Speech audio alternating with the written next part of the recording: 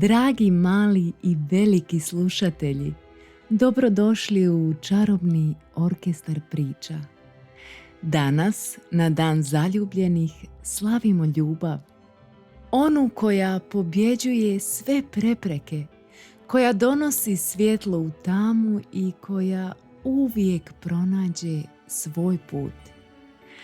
A koja je priča bolja za Valentinovo od one o Snjeguljici? Priča o djevojci čistog srca koja prolazi kroz kušnje, ali ipak pronalazi ljubav i sreću. No, ova bajka nije samo priča o princu i Snjeguljici, već i o prijateljstvu, dobroti i hrabrosti. Smjestite se udobno, pripremite se za čaroliju i poslušajte priču o tome kako istinska ljubav uvijek pobjeđuje. Nekada davno u dalekom kraljevstvu živjela je kraljica koja je sanjala o djetetu. Jednog zimskog dana sjedila je kraj prozora s okvirima od tamnog drva ebanovine. Dok je šivala, slučajno se ubode iglom i 3 kapljice krvi padnu na netaknuti snijeg. Promatrajući taj prizor, kraljica u srcu zaželi dijete s kožom bijelom poput snijega, usnama crvenim poput krvi i kosom tamnom kao ebanovina. Njena želja uskoro je bila uslišena i ubrzo rodi djevojčicu neizmjerne ljepote, koju nazva Snjeguljica. No sreća je bila prolazna poput zimskog jutra. Kraljica ubrzo napusti ovaj svijet, ostavljajući svoju kćer samu pod okriljem tuge. Kralj, skrhan gubitkom, nakon nekog vremena ponovno se oženi. Njegova nova žena bila je čarobno lijepa, ali iza te vanjske ljepote skrivala se hladna i okrutna duša. Njezino srce bilo je prazno, ispunjeno samo vlastitom taštinom. U njezinoj odaji nalazilo se čarobno ogledalo, pred kojim je svakog dana stajala i pitala: Ogledalce, ogledalce moje, najljepši u carstvu tko je? I ogledalo bi joj bez oklijevanja odgovaralo: Kraljice, vi ste najljepši cvijet, takve ljepote nema cijeli svijet. Godinama je uživala u svojoj neospornoj ljepoti, ali kako je Snjeguljica rasla, njena mladost i svježina postajale su neodoljive poput proljetnog cvata. Jednog dana, kada je kraljica po svom običaju stala pred ogledalo i postavila isto pitanje, odgovor koji je dobila bio je poput bodeža u njenom oholom srcu.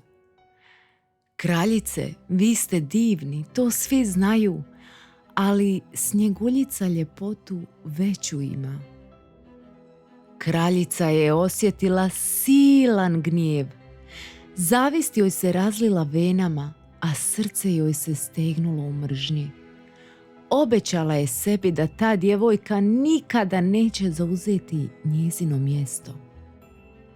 Odmah je pozvala dvorskog lovca i naredila mu da odvede Snjeguljicu duboko u šumu i ondje je ubije. Lovac je poslušao zapovjed i poveo Snjeguljicu u tamna šumska prostranstva. No, kada je došao trenutak da ispuni kraljičinu okrutnu želju, pogledao je djevojčičine oči, bistre i nevine poput izvora planinske rijeke. Nije mogao podići ruku na tako čisto stvorenje. Tiho joj je rekao da bježi, da se ne osvrće i da nikada ne pokazuje lice svijetu koji joj želi zlo. Snjeguljica je trčala kroz šumu dok su joj suze klizile niz obraze. Grančice su je grebale, a korijenje joj saplitalo noge, no ona nije posustajala. Konačno, kad su joj noge postale teške poput kamena, ugledala je malenu kućicu usred šume. Bila je neobično sićušna, gotovo bajkovita, s prozorima poput očiju koje su je radoznalo promatrale. Vrata su bila odškrinuta, a unutra je sve bilo minijaturno, ali uredno. Na stolu je stajalo 7 zdjelica, a uza zid 7 malenih kreveta, svaki prekriven pokrivačem u drugoj boji. Umorna, iscrpljena i gladna, Snjeguljica pojede malo kruha i popije nekoliko gutljaja vode, a zatim legne u jedan od kreveta i ubrzo utone u san. Dok je spokojno spavala, 7 patuljaka vratilo se iz rudnika, gdje su cijeli dan kopali u tami podzemlja. Prizor nježnog bića koje je spavalo u njihovom domu smekšao im je srca. Kad se Snjeguljica probudila, primili su je pod svoj krov i obećali joj sigurnost. Dani su prolazili u veselju i harmoniji. Snjeguljica je brižno uređivala kućicu, pripremala ukusne obroke i donosila radost svojim malim domaćinima. No sreća je bila poput jutarnje magle. Nestajala je čim bi se činilo da je dostižna. Kraljica je uskoro otkrila da je Snjeguljica još živa. Ponovno je stala pred ogledalo i upitala: "Ogledalce, ogledalce moje, najljepši u carstvu tko je?" Odgovor joj je bio nepodnošljiv. "Snjeguljica i njena nježna sjena ljepša je od tvog lica ledena." Bijes je progutao kraljičino srce poput plamena koji guta suho lišće. Prerušila se u staricu i krenula prema kućici u šumi. Kada je stigla do kolibe, pokucala je na vrata. Snjeguljica je naivno otvorila, ne prepoznavši zlu kraljicu. Starica joj je ponudila prekrasnu svilenu vrpcu za stezanje struka. No, kad ju je Snjeguljica stavila, kraljica ju je stegnula toliko jako da je djevojka pala bez daha. Kada su se patuljci vratili, brzo su je oslobodili i ona je oživjela. No, kraljica nije odustala. Sljedeći put donijela je otrovan češalj i ponudila ga Snjeguljici. Čim je dotakla češalj, otrov je počeo djelovati i Snjeguljica se onesvijestila. Srećom, patuljci su bili u blizini i ponovno su je spasili. Treći put kraljica je pripremila otrovnu jabuku. Ovaj put Snjeguljica nije mogla odoljeti. Kad je zagrizla jabuku, osjetila je slatki okus, ali već u sljedećem trenutku njeno tijelo se srušilo na tlo. Kada su je patuljci pronašli, bila je mrtva. Oplakivali su je danima, ali nisu imali srca da je pokopaju.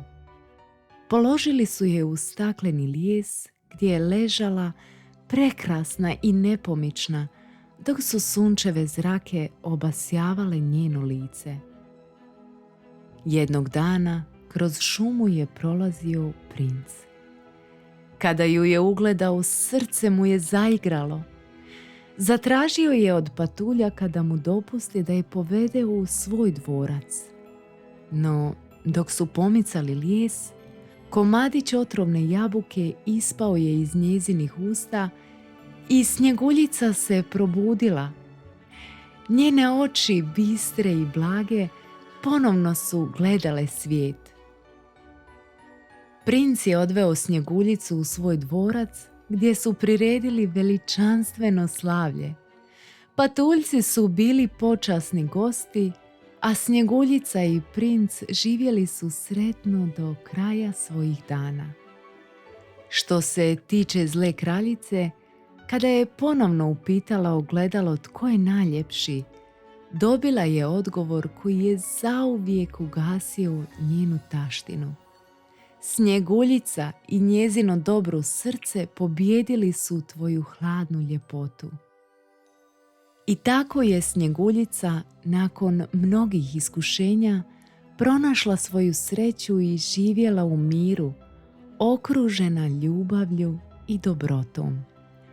Kraljevstvo je zauvijek slavilo dan kada je pravda pobijedila, a zla kraljica postala samo sjena prošlosti.